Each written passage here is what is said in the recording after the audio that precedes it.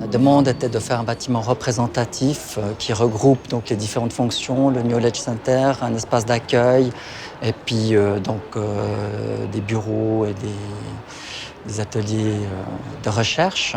Ce qui est porteur, c'est le thème, c'est de faire la maison de la paix. Ça, c'est très porteur et on a longtemps réfléchi à ça et pour nous, on a défini la paix comme un équilibre fragile.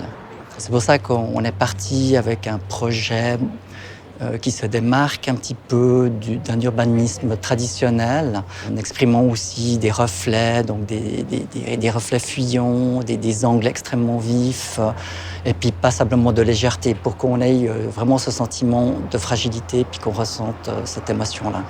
À l'intérieur, forcément, on a les courbes qui s'inversent.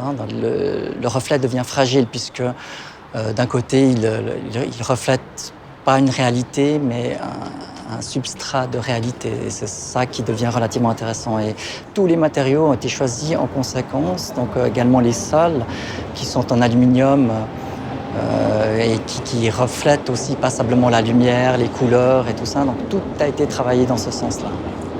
Donc on est parti d'un projet cubique, on a découpé en saucissons, on l'a plié et arrangé de sorte à ce qu'il rentre dans le site. Et ensuite, il fallait que ces volumes communiquent les uns entre les autres. Et le seul moyen, c'était tout d'un coup leur donner un peu de vent. Donc on a repris les extrémités des cubes, on les a rejoints en une seule arête, et puis ça nous faisait tout d'un coup une forme de pétale. Et en se touchant les uns les autres, tout d'un coup, il y avait la liaison entre ces volumes.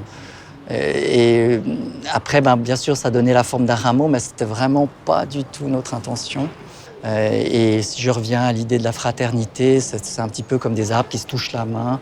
Et cet entremêlage de pétales donne ce sentiment-là.